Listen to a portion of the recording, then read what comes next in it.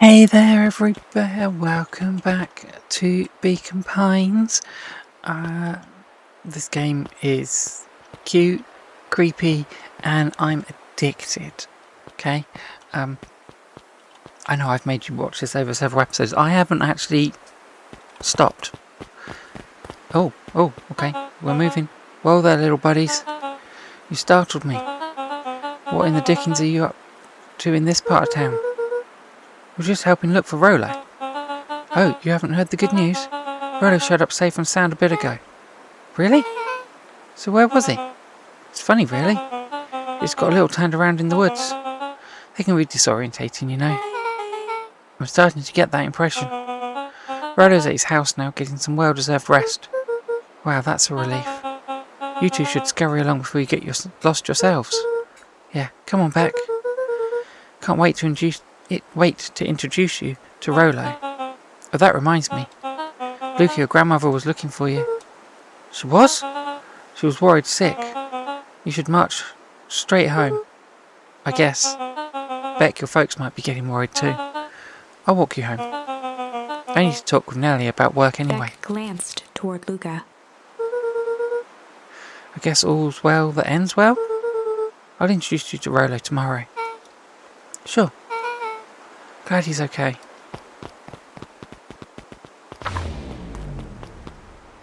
Rolo was safe. A wave of relief washed over Luka, which was quickly replaced by a sense of dread. Gran is going to kill me. Yeah. If he hurried, he might just make it home before sundown. Chapter 4. We seem to stop the episode just before the end of the chapter. Never mind. Chapter 4, here we go. Our harvest awaits. Luka took a deep breath and gingerly opened the door, steeling himself for Gran's wrath.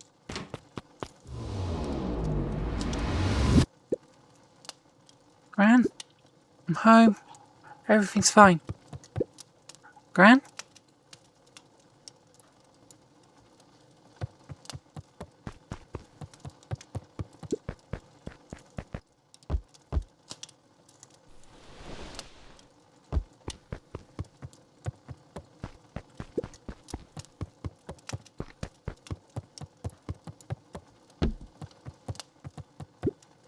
Gran? I know I wasn't supposed to go anywhere. I was just helping look for Rolo.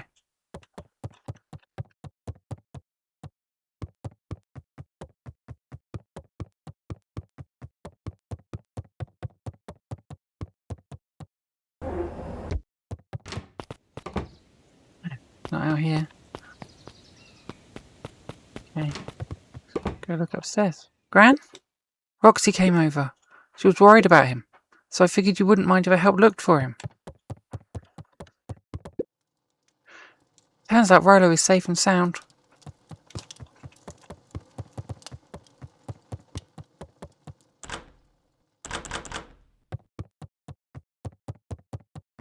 Luka was alone. The house was empty. But Gran's not back yet. I guess that's a good thing. Nothing to do now but sleep, I guess. Luka was sitting by the pond, listening to small waves lap against a rock. His father sat in a folding chair in front of him. Without turning, he spoke. "Why don't you grab me some nice bait?" "Sure thing, Dad." Luka hopped over to the tackle box and popped open the lid. Inside was a rolling, buzzing mass. "We're fishing with bees?" Luka's father gave a warm chuckle. "Well, you catch more fish with bees than honey. Pick us out a good one." Luka closed his eyes and plucked out a bee. He could feel its wings struggle between his finger and thumb. Holding it at arm's length, he hurried over. His father deftly baited the hook and examined his work. "Interesting choice." With a practiced flick of the wrist, the line buzzed in a graceful arc. The water accepted it without a splash or ripple. The wrong choice, but I respect it. The pond began to freeze over. Sometimes we gotta make the wrong choice before we can make it right.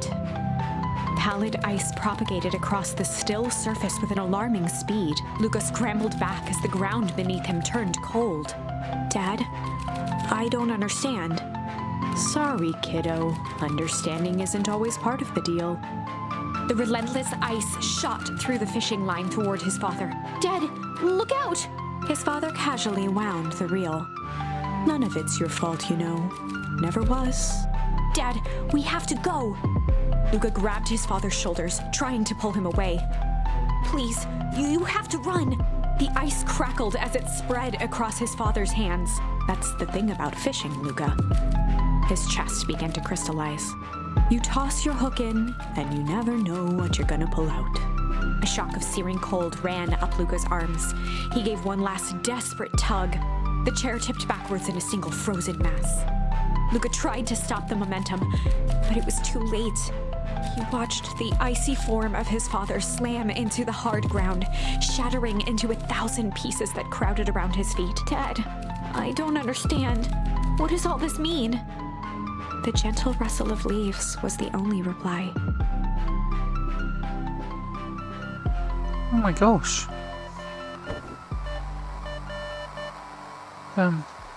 Luka's eyes struggled to focus on the walkie-talkie.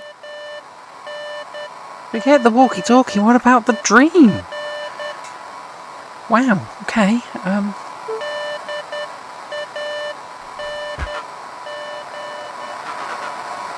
Faintly, he could hear Rollo amongst the noise. Luka? Rollo, is that you? Luka? There? Rollo, it's the middle of the night. Luka, thank God. Listen, I don't know how long this thing will work down here.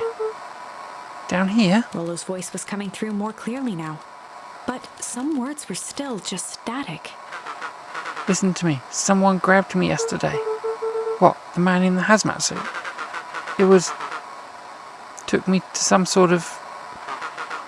I think I'm underground. Underground? Are you okay? Kinda. They seem more interested in... for now at least. Mr. Kerr said you made it back home safe. Kerr? No. Trust? He's... Hold on, someone's coming. The signal went silent. Hello? Rollo, where are you? Luka held still, waiting for a response. His pounding heartbeat marking the passage of time. Okay, I think they're gone. Getting worse? I can barely hear you. Rollo's voice began to fade. Losing signal. Not much time. Mission control.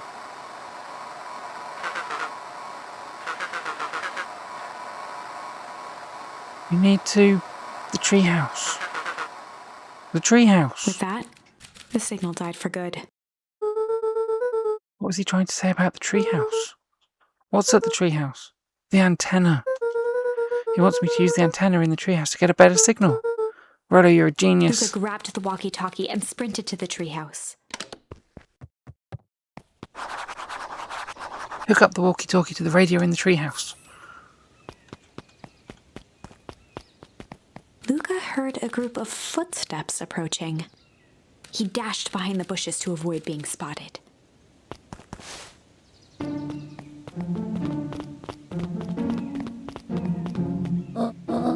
So we all understand our roles. You can count on me. I still think we need more time. This wasn't the original plan. Mr. Tolliver paused, shifting his eyes to one side. All in danger now. I, for one, refuse to sit idly by while that danger persists. Ooh, new charm. Haram, you'll just have to keep your wits about you. Mr. Tolliver took one long, quiet breath. You're right, you can count on me. I just wish we could have made that deal with Heiress Valentine. Her resources would still have come in handy. As I said, I had no time to contact her after your call this morning. Plans change. How is Luka holding up? He's fine. We shouldn't lose sight of the fact that this is all very well what all of this is for. We have no choice.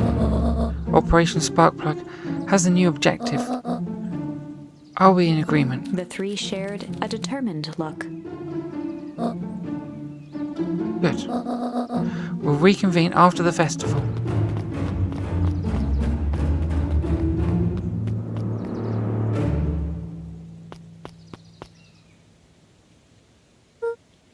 Gran, why are you meeting with Mrs. Fratelli and Mr. Tolliver late at night? Hey, Luka. Ah! Dawn, you scared me. How long have you been there? Oh, just a few minutes. Earlier today I saw Mr. Tolliver and your Gran enter the diner together. When my shift at the newsstand was over, they still hadn't left. So I used the greatest tool of any investigative reporter. Time. When they left, I tailed them here. What do you think they're up to? Whatever it is, they seem organised and determined. They mentioned the festival. Yeah, I heard that too. Has your Gran been doing anything different recently? Anything strange? She got a phone call this morning and rushed out the door. A call from Hiram Tolliver, it seems. She was either furious or terrified. Or both. Luka, be careful out there. I think we might be in the middle of a scoop of a lifetime. I will. Aren't you coming out? No, I'm going to stake out here for a bit longer. See you, Luka.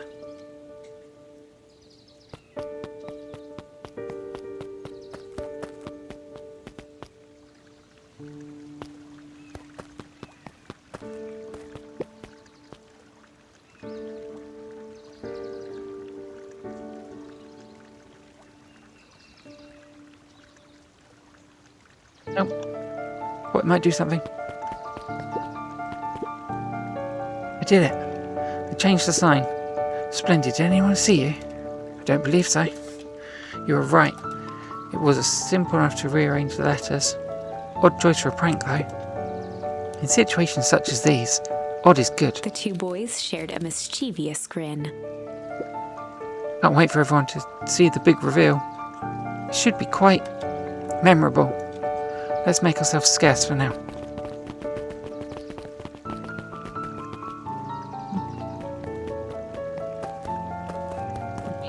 Can we see? Can we see? No, we can't see. Okay. I don't know what's on the sign.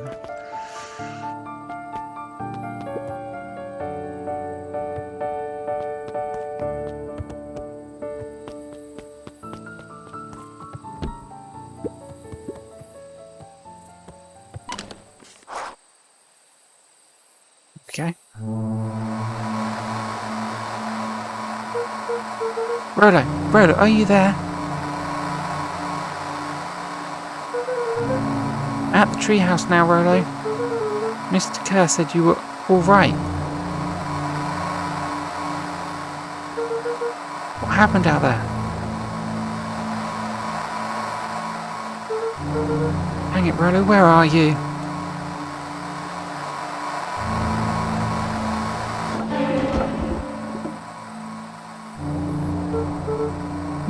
Who's there? Luka could only see a cloaked shape behind the rocket. Got weapons in here. So you'd better come out right now. He strained to hear as a muffled voice began. Weapons? How could you hurt something that's already dead? Fear gripped Luka's throat. Who are you? What? You don't recognize me? I guess I don't even recognize myself anymore. Luka stared at the ground for a moment, trying to place the dampened voice. The figure shifted slowly from behind the rocket, revealing itself to Luka. I'm a monster. And now they hunt me like the beast I am. Iggy? Luka reached over empathetically. Iggy's tone jolted to dejected anger. Don't touch me. This is all your fault. Luka slumped to the ground, overwhelmed by guilt. I'm so sorry. I didn't mean to. I lost control. So you couldn't control yourself for a second. And I get to be like this forever. There must be a way to fix this. Oh, you're going to be my saviour? Perfect little Luka saves the day. With his positive attitude and the power of friendship. None of this matters. There's no time. They're after me. They chased me all through Weep Wood. I only came in here to hide. Hide from who? Who's after you? Luka! Luka! Rolo? It's not safe, Luka. Rolo, where are you? The treehouse. I'm at the treehouse, Rolo. Where are you? No, Luka, the treehouse isn't safe. They said they were going to the treehouse. I was trying to tell you to stay away from the treehouse. Who said they're going to the treehouse? The clipboards. What did I tell you? Those perennial harvest wackadoos are after me. They've been chasing me, yelling questions at me. What sort of questions? They were saying the same stuff they always do. But it's different now. Less asking, more threatening. We're going to figure this out, Iggy. Yeah, well. Thanks. Hello? Is anyone present in this arboreal domicile? Perhaps they found me. Luka, what's happening? Don't panic. You stay here and I'll see what they want. Whoa. Hello, Mr. Van Horn. We would love to hear your thoughts. Do you have time for an informal chat? We will be brief. Your time is valuable to us. Be down in just a second. Of course. We have a problem. Luka, you've got to get out of there. Who's out there? Is it them? Yeah, it's the clipboards. A bunch of them. How many? Maybe all of them? And yeah, you were right. They're saying the same stuff, but with the creepy knob cranked to 10. Might young Iggy be present? We would love to hear his thoughts. Run! Iggy slumped to his knees. I don't know what to do. I'm just so tired. Luka, what do we do? Luka grabbed the walkie-talkie and headed for the window. Follow my lead. Luka and Iggy climbed up the back of the treehouse to its roof, where Rolo had constructed his MCDC, the Mission Control Defense Cannon. From behind the crowd of clipboards, William Kerr strode forward, a warm smile on his face. Iggy, there you are. You gave us all a heck of a scare. Go away, just leave me alone. I'm sorry, Iggy, but no can do. Don't worry though, we're here to help. Help? Then why are you chasing me? Luka, can you talk some sense into your pal here? Just look at him, he's not well. What's wrong with him? What did that gunk do to him? Well, that's a pretty honking big question, Luka. All you need to know is that he's sick. He's real sick, Luka. I just need you to let us up there and take care of him. You told me Rolo was okay, that he was back at his place resting. He is. Poor fella just got a little lost. That's a lie. That is a hurtful thing to say, Luka. I thought we were buddies. Why? Because he lets you ramble on like a wackadoo? Nobody likes you, you creep. Kerr's smile faltered. Why don't you pop on down here so we can have a face-to-face? Yelling like this is going to give us all a heck of a sore throat. And who wants that? Luka's grip tightened on the MCDC. What did you do to Rolo, you liar? Well, shucks, Luka. The only teeny tiny fib I told you was that he was at home. He is resting, and he is perfectly safe. For now, at least. What happens to him next is up to you, Luka. Look around. You're in quite the pickle, and I'm the only person in the whole wide world who can help you. You get to decide how this ends.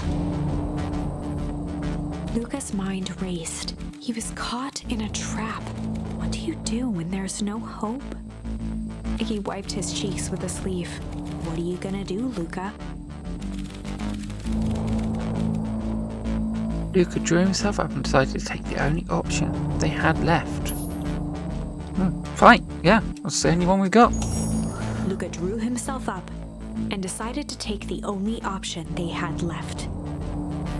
Fight. He swung the mission control defense cannon around, aiming it confidently at the smirking face of William Kerr.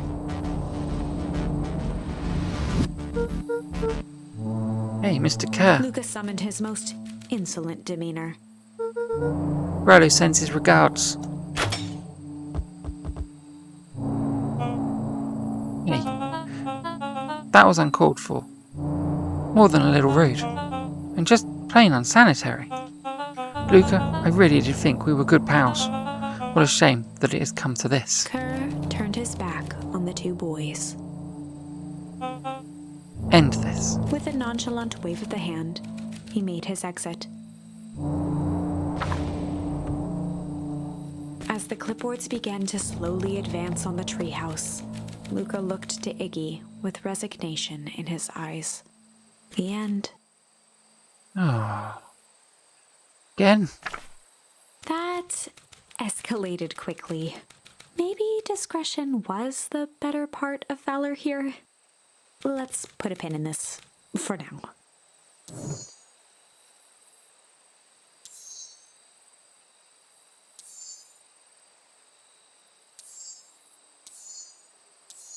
Okay, well, we've got choices. Either we come back here and we struggle at the door by ourselves, or we try and change things here. I don't know which one to go for.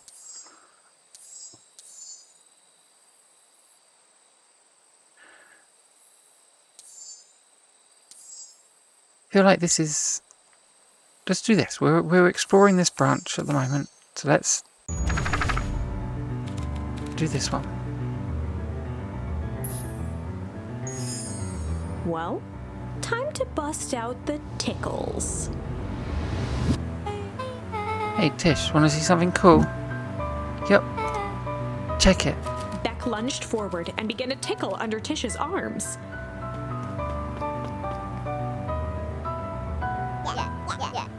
What the? Tish, is she tickling you?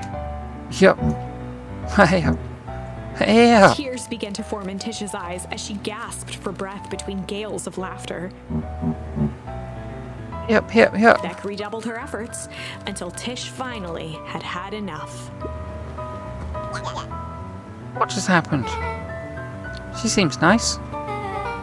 Sorry for the interruption. I think you were just threatening us. Iggy's eyes darted around, a realization dawning on his face that he was now outnumbered. I just remembered. I have somewhere to be. See you around, new kid. Iggy kicked at the puddle before making his escape.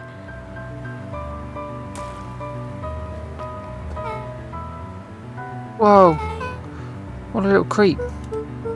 Beck, I think you got a little ooze in your hair. Beck shook the ooze out of her hair as best as she could. Is it bad? Depends on what are your feelings having a more mature, refined look. Oh God. Chapter 4.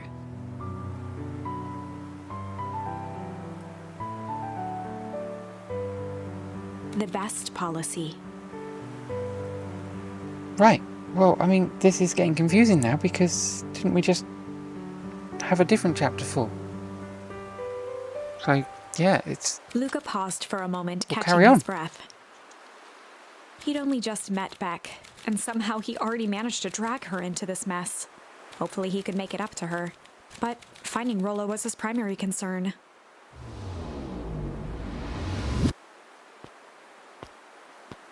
Hey, yeah. Let's, a bit of a look around. Property of Valentine Fertilizer Company. Looks old, okay. You don't want to walk through that. We didn't really go this way before. Was there anything else? Luka, what the hell are you doing out here? And why did a kid with grey hair just run past us in a panic? Roxy and Fitz looked drained. It was clear they'd spent all day searching. That's Beck. I don't care who she is. What happened? We were just helping look for Rolo. Luka, I need you to start telling me the truth. Roxy's temper could often be dismissed as the impatience of an older sibling. But this was the most intense Luka had ever seen her. Her eyes were wild and unfocused, looking straight through Luka. We're running out of time. In a torrent of rambled words and tears, Luka broke down. Rolo and I weren't just playing Wheatwoods yesterday. We were investigating the lights at the old Valentine warehouse. But someone was in there in a strange suit, and we hid in the dumpster and had a heavy bag dropped on us. And I think it was a body. And so we ran, but we got split up, and I ran home. And it's all my fault, and now my best friend may never come back. Wow. Just wow. Roxy, still exhausted and angry, softened briefly as her eyes hunted the ground in thought. With a determined sigh, she looked up at Luka. Not your fault, Luka. Rolo's going to be okay, I promise. Roxy drew herself up. I'm going to fix this. Luka, go home. But I want to help. This is too dangerous for a kid. I can't just sit around, I have to do something. Roxy tried to think of the safest place to send Luka. You go back to that little treehouse you two like to play in. Wait there in case Rolo shows up. Sound like a plan? Luka wiped his cheeks and gave a quick nod. You did the right thing telling me the truth. Now scoot. You really believe his story? What other option do we have? Things have been strange around here, leading up to the festival. My dad has been acting weird lately. Well, weirder than normal. Looking into the puddle, Roxy rubbed her arms to warm up. Why is it so cold here? This place gives me the willies. Wait at the treehouse in case Rolo shows up. Take a mushroom with us. Nope. Mr. Nuncreed jumped with a start. Well, don't sneak up on an old fella like that. Sorry. Who are you talking to? What? Luka motioned to the phone booth. Oh, no. I was just checking because I thought I heard it ring. But the dang thing never does, of course. Yeah, I've never seen anyone use it, really. The whole thing's a waste of money, if you ask me. Any word from Rolo yet? Not yet. Long time for a boy to lose his way. Rolo knows the woods too well to get lost. I suppose you're right. Silly boy's antics have this whole town worried sick. Antics? We all know Rolo likes to play his little pranks. You think this is a prank? What other possible explanation could there be? He's not playing a prank and he didn't get lost. Someone took him, I know it. How would you know that? Unless... Luka, is there something else that you know? Mr. Nuncreed gently placed one of his substantial hands on Luka's shoulder. Dang it, boy, if there's something you know, something that could help your friend, you need to tell folks. Luka peered up at Mr. Nuncreed. Kind eyes warmed a stern face. There was a deeper emotion hiding beneath it all. It was subtle, but Luka could sense something eating away at him.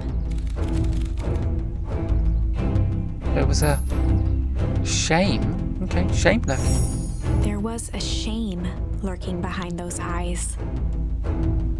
A deep sadness. If Mr. Nuncreed was that worried about Rolo, maybe he could help.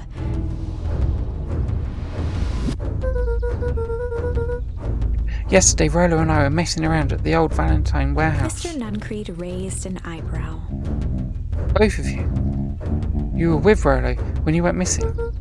Not exactly. I was hiding in the dumpster. The dumpster? What were you doing in there? At first we were just looking around. Then someone in a strange yellow suit came and dumped something on us. We both got scared and ran. That was the last I saw of him.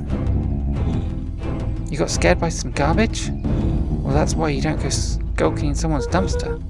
But it wasn't garbage. I think it was a body. I'm sure it was just some trash. No, there was a name tag. It said Deep Engineering. Mr. Nuncreed's shoulders slumped. I wish you wouldn't have said that. A deep sigh bellowed from his chest. Why did you have to? I tried, Luka. God knows I tried to keep you safe. Luka attempted to take a step back, but Nuncreed's hand clamped down on his shoulder. But you Van Horns just can't help yourselves, can you? We were all so close to being done with this. With a firm shove, Nuncreed manhandled Luka into the phone booth. What are you doing? It's out of my hands now. The door latched shut with a mechanical hiss.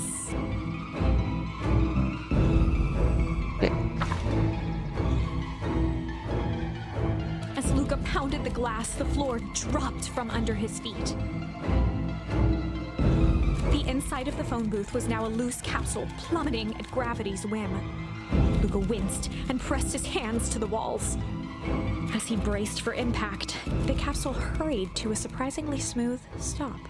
He felt a cold rush of air and opened his eyes with hesitance. 2 large figures in hazmat suits occluded his view. Luka heard the deep, resigned voice of Mr. Nuncreed over an intercom. He knows too much. The end. Well, crikey. I mean, I know I said it might not be the right way to go, but didn't expect it just to be like that. This is well creepy. This story is just like intense. Wait, no. This isn't the end. I know there's still much more. Somehow this went wrong. Okay, let's try something else. Okay, well, we're going to stop here for this one and come back. I guess we've only got one other choice, which is here, right back to when Luka was knocked over by the guy at the door. Yeah, and what the story's about. So I'm going to say goodbye for now, and we'll come back to that real soon. Yeah. See you again soon. Thanks for watching. Bye.